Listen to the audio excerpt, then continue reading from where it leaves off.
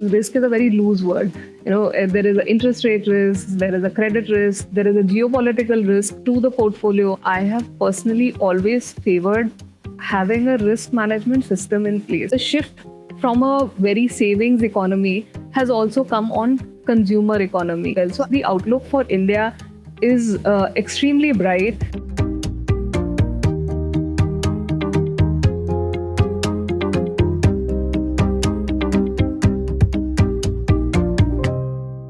Hello and welcome to Financial Architects. My name is Karunya Rao and today we have Nidhi Sharma joining us. She's the head of Treasury and Family Office at International Tractors. So let's welcome her on board and get to know her a little bit more beyond her position at International Tractors, what her management style is and what has been her money managing mantra. Nidhi, thank you so much for joining in. So first things first, you have a very high stakes job. It's constant pressure, constant timelines, money management. So tell us, how are you managing your time? And more importantly, your professional and personal priorities. How are you juggling those? Sure. So, firstly, thank you for inviting me to this show. It's great being here today. So, time management is something that I feel requires, along with diligence, also flexibility. Because no matter how much we plan or how many reminders we put to ourselves, there are things which come out of the blue, and you need to be a little more flexible. So as such, I use a time blocking methodology in my personal and professional life, where I block certain points of time for certain tasks to be done during the day, whether it's in office or whether when I come back home with my family. It seems to be working well. It's pretty efficient. And of course, to be a little more real, tech is our friend today. There are so many apps, there are so many, reminders you can put, so many planners that you have, which, maybe 20 years back, we used to jot down in pieces of paper on in line. As in queries. Yeah, absolutely. So today, tech plays a very important role, small things like replying to emails, prioritizing your day, prioritizing your work, as well as prioritizing which task needs to be done first, so that you don't get that overwhelming feeling of having missed out on anything. So I use a lot of tech in my daily life. I use a lot of apps and a lot of reminders for myself. Of course, it's not a perfect system. You need to roll with the punches when something unexpected happens. But that's the way I've been managing so far. But how much in advance do you sit and plan your schedule, your week or your day? And do you do it all by yourself, or you have your assistant or somebody sort of I do have members of my team who do help me out. But other than that, mostly it's like a 2-week planning that I do. Of course, new things will come. Some urgent meetings may need to be shifted around. And I'm pretty flexible with that. But yes, typically 2 weeks is the timeline I give to myself. And, along with that, prioritizing family. Also, with a young child that I have, his school and activities and everything. So it's like a pretty hectic schedule. And the only time I get for myself is, around 9:30 at night, where I can actually sit back and reflect on what to do next. So typically, pre-planning a day helps me a lot. That one day, night before, if I know tomorrow, what do I need to do, what all needs to be accomplished, and small tasks, bigger tasks getting broken down into small tasks. So it feels like a sense of achievement also on having completed something, and, opening new loops then before, not before finishing the previous task. You just said how packed your schedule is. You gave a glimpse of your, personal life as well. But what about downtime? Time management is one thing. How do you sort of spend your weekends or holidays, or sort of recharge yourself for the week ahead, for any important event ahead? No, absolutely. Weekends, I generally am pretty switched off, with most of the things. I tend to start my day with an outdoor activity. And, the latest thing I've added to this schedule is also playing golf. So fortunately, there's a very good golf course near my house where I go in the evenings and interact in the mornings, early mornings. And outdoor activities actually help you gaining focus back again, is what I personally feel works for me. And small things like going for a 15-minute walk, just outside, playing some sports, it really helps you bring back the focus and brings peace. Along with that, I was very fortunate to be introduced to Reiki and other meditation techniques very early in my life. I learned it when I was 18, and it has helped me along this journey to maintain focus, be calm, and of course mindfulness and breathing techniques. So all these things do help you recharge, and that's my downtime. Over the weekends. Along with this, making time for your family, friends, going out, vacations, all these things do add up. So I tend to take a lot of small overnight vacations also.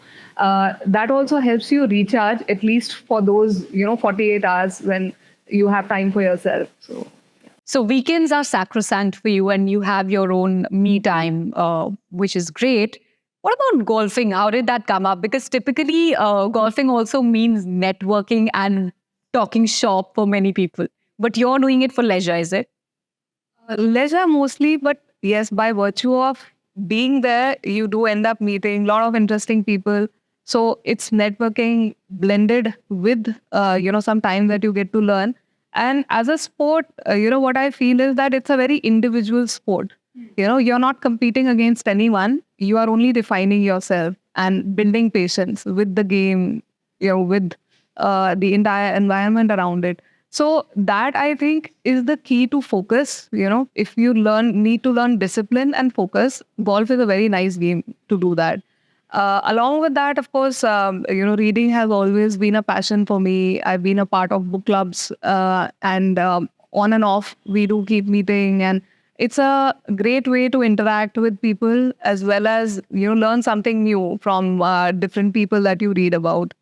So that's also one thing that I'm pretty passionate about. Anything interesting that you may have read in the recent past, since you're saying that it's something you do? So anything that you read in the recent past that has influenced you or sort of inspired you to think about, or giving you a larger perspective? Absolutely. And, this is a very interesting question, because we end up reading so many books. Sometimes it's fiction, sometimes it's biographies. So there's a very interesting book on growth mindset. And I feel after reading that book, my sense and perception of the way I think also changed quite a bit. Because when you see the growth mindset, or when you start thinking in a growth mindset, you actually see the environment around you also changing. You see things with a fresh lens. So that greatly helped me.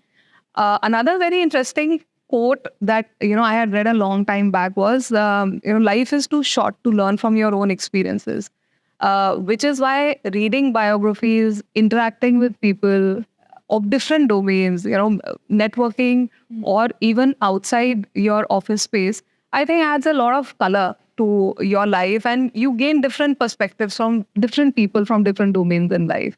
So that is something that I really resonate with, and which is why maybe 60-70% of my reading list is biographies, because you learn not just the good things, but also the mistakes which others have made, and you try not to make the same mistakes in your life. Yeah. What about real life mentors? Have you had any one shape the way you think, the way you work, or the way you perform your day-to-day tasks at home or at work?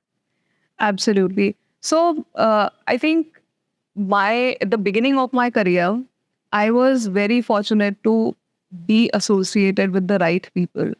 My seniors back then, the bosses, they taught me from a very early age how to be, incorporative, how to think about leadership, because when we used to see them lead, it used to set a very good example on how we would interact with people. So there's a saying that, the team is a reflection of the boss.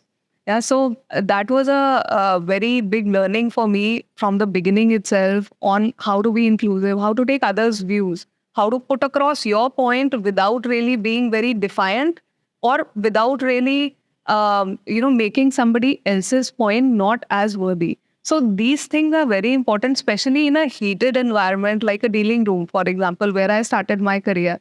things get really heated up, because opinions everybody has, research also everybody does.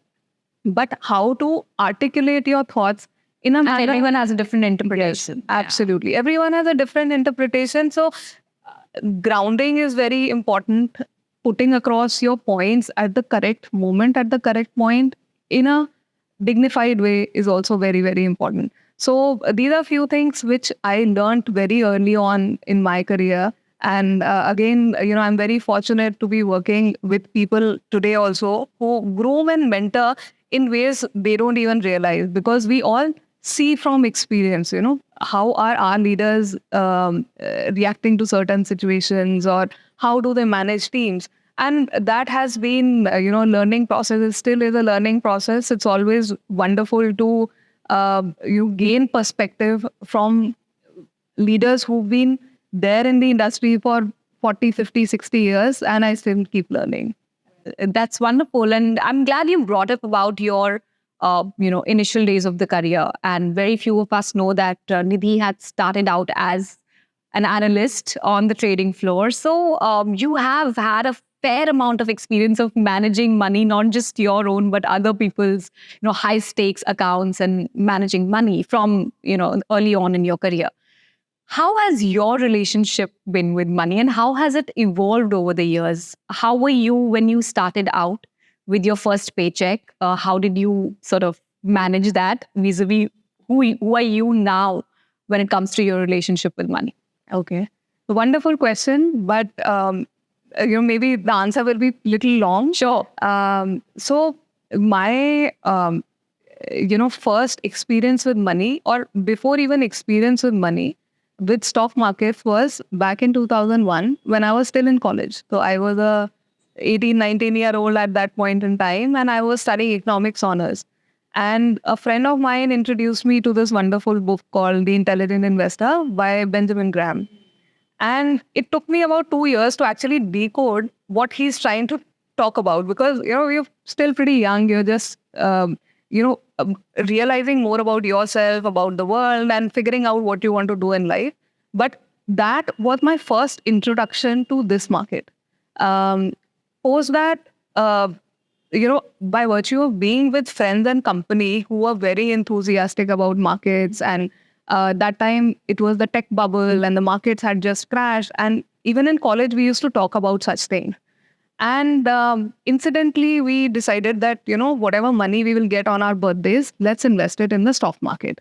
So just to give you an example, without citing names, there was a very good tech company, which still exists, by the way. It's been more than 2 decades. 5,000 rupees invested back then is close to 4.5 lakhs today. That's power in compounding right there. Absolutely. And that really helped me in gaining perspective on how to look at companies, what to research on. And post that, I went on to doing my MBA. There also, I used to do a lot of research, for the professors, etc. And, it's like when you want something so badly, the universe conspires to give it to you. And my first placement, my job placement, was at a trading floor as an analyst. So it was a wish come true for me, a dream come true. And from there, I kept on learning. So as such, the first serious investment, of course, was in the stock markets. It's been a passion for a very long period of time. The journey has been, I would say, nothing can prepare you for downturns when they happen. No matter how much you read, no matter how much you listen to people, no matter, how much people tell you out of experience, when it happens, it's a different, mind game altogether to deal with such crises. So I saw 2008-9 crash, post that 2013, then we had Demon, and we've seen many cycles so far. Wow, none of these events are similar, right? They all are very different in nature. Absolutely. So they're very different in nature, and you need a different solution every time. So you need to be flexible as well as adaptive. Along with that, again, grounding really helps, because you need to have a macro view of what's happening. Small blips will keep on happening. There can be a war situation somewhere. There can be a major crisis somewhere else. But essentially, to keep your thoughts more at a macro level where you are taking a bird's eye view of what's happening really gives you perspective.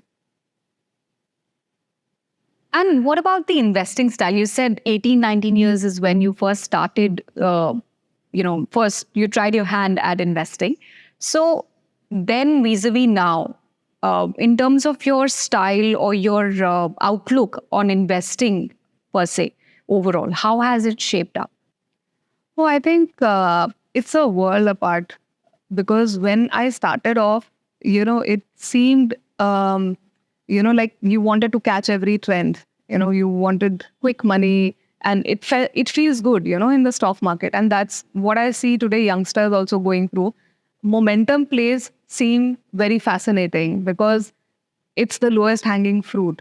But over a period of time, when you season out and you see how these trends are changing, you do also realize the value of being a long term investor, of not reacting to everything, of being okay with missing out on certain trends if they don't make sense to you.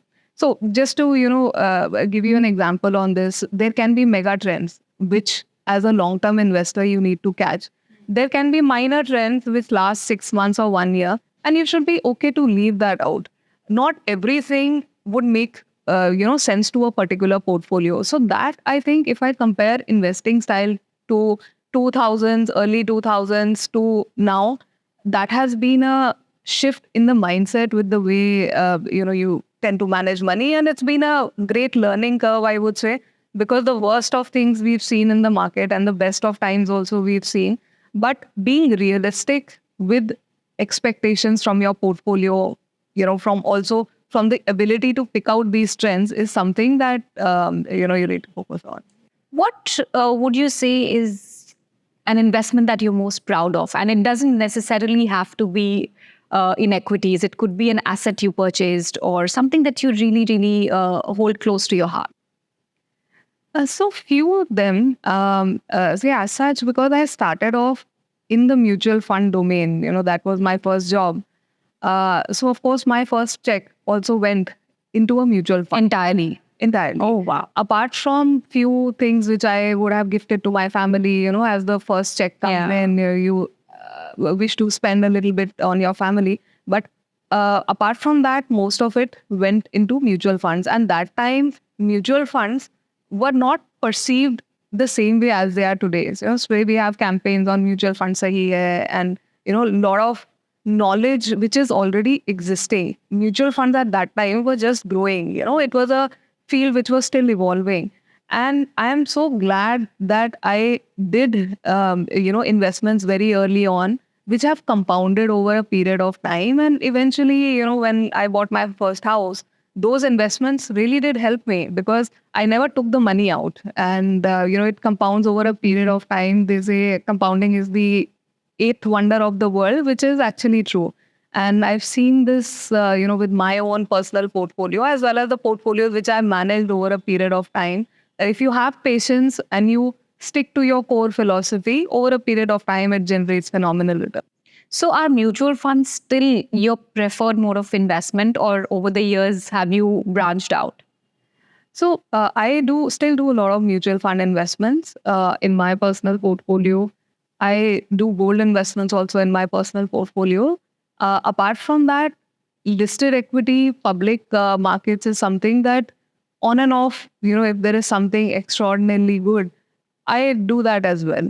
But as such, the core still revolves around public markets, essentially. Private markets, I still feel that, there are still scope for more transparency. More regulation is More needed. regulation is needed. But yes, I do see a great growth avenue in those spaces as well, in the VC space, in the PE space. But personally, for me, I have been more a public markets person so far. And from more momentum-based decisions, it has refined over a period of time. When I saw the 2009 crash, and then post that to a more long-term seasoned portfolio. Well, that's interesting to know. And how are you at work when it comes to your relationship with money or managing money, taking critical calls? Because Obviously, you're leading the treasury for a very large business, which is operating in a very dynamic space, agri machinery, agri sector. So, how do you make these investment decisions or money related decisions at work? What is the approach? So the first thing is risk management. More than returns, I have personally always favored having a risk management system in place.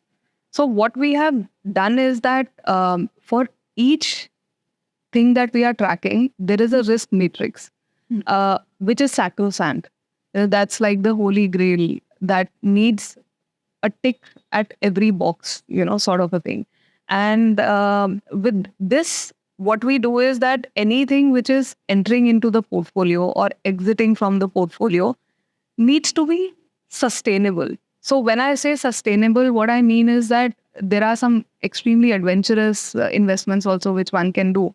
But is it sustainable? We need to think back and reflect. Will this work in the next 4 years also, in the next 5 years also?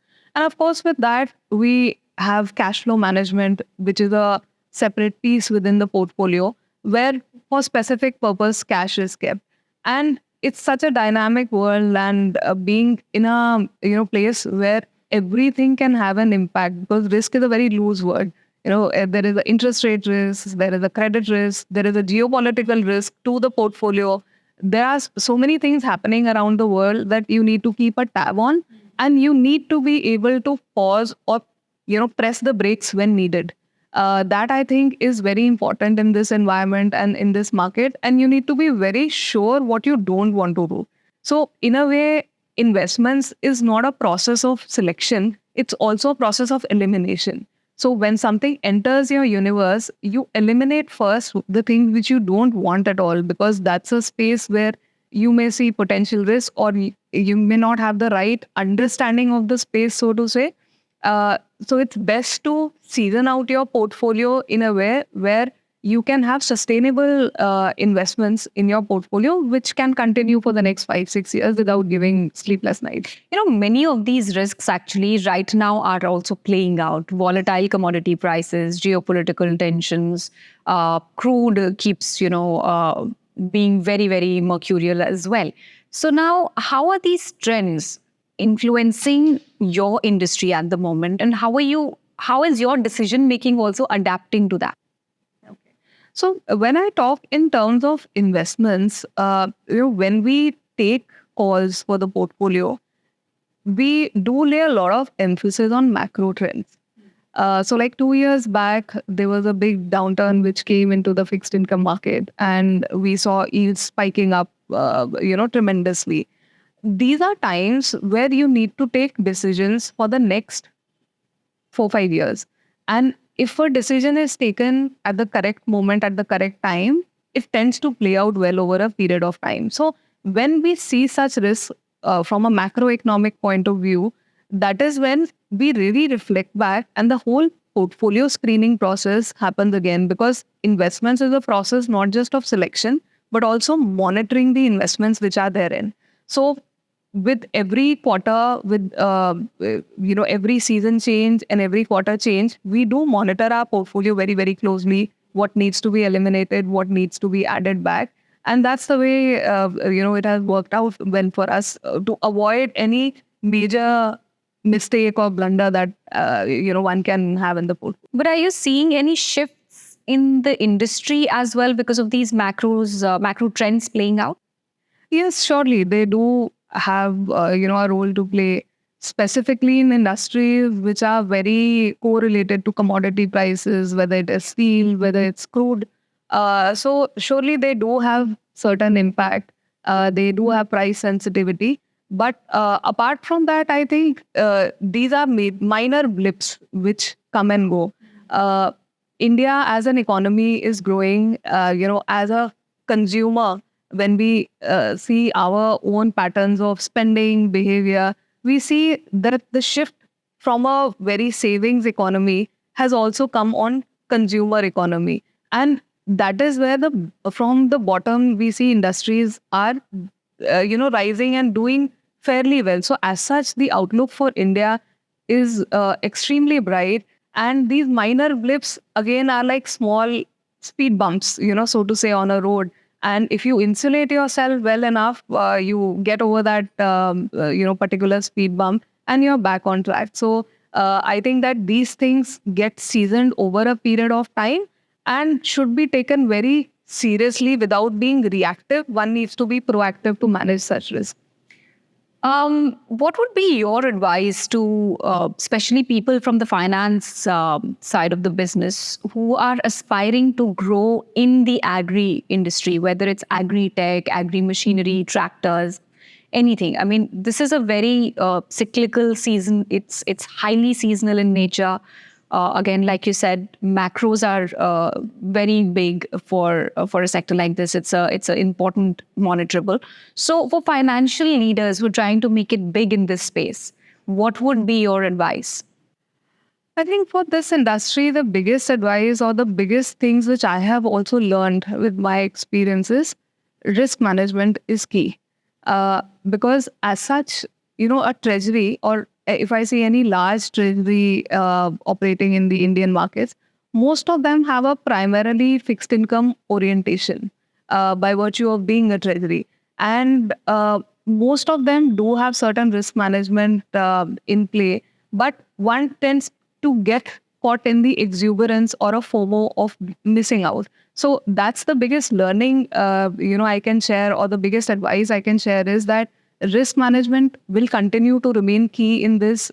Observing trends, doing your own reading, talking to people from across the globe, because when we hear, say, geopolitical risk, we don't really know what's happening on ground. Or when we say, China is doing well, we don't really know what's on the ground. It always is good to connect with people who are on the ground to really understand the situation. So I think the best way to do that is to have your own network of people who can, who can speak to you and you can speak to them regarding these particular trends. And it always helps. A conversation always helps. So risk management, interacting with people is what I would say is the biggest advice. Okay, there's a quick rapid fire I want to do before we go to the last segment. Investing in equity mutual funds or investing in hybrid funds? Equity mutual funds, for sure. Are you more of a city girl or a countryside girl? A countryside girl. Okay, taking a lot of small breaks or one long vacation or two long vacations in a year? No, short breaks works for me. Have you learned more from talking to people or more from books? Well, both. So this is a little complicated, but yes, I still do prefer books because books give you a much larger perspective and resonate with you for a longer time. Okay, one more about investing: passive investing or active investing? Active investing. What is more difficult to juggle: work deadlines or personal life timelines and deadlines? Well, both are equally tough if you don't plan well. But I would say, we end up spending so much time professionally in the office. So working personal timelines is definitely, more difficult. And lastly, before we let you go, one leadership lesson or business mantra that you swear by and you'd like to share with our viewers as well. Okay. So a leadership lesson, that's interesting because, one thing which I can think of, or something which I learned a long time back, this was way back in the 2009 crisis, there was a lot of exuberance about a particular sector or a particular company. And of course, the thrill of being in a trend really makes someone very, very excited. And I have seen that whole narrative shift from that excitement to the dismal results and then what happened post that, to take that entire happiness away, So I would say investments is a place where you should really take a macro view on everything, have investments which are sustainable over a period of time. Don't think of minor trends which are there or small cyclical trends which are there, and keep your eyes on the bigger prize, which is compounding of investments. I think that's the biggest lesson of personally that I have learned from the market. So sane and sustainable investing. Absolutely. All right, Nidhi, it was a pleasure talking to you today about your leadership style, your investment mantras, and of course, it's been great getting to know you a little bit more than beyond your title and beyond your work role. Thank you so much for joining us. Thank you so much for having me.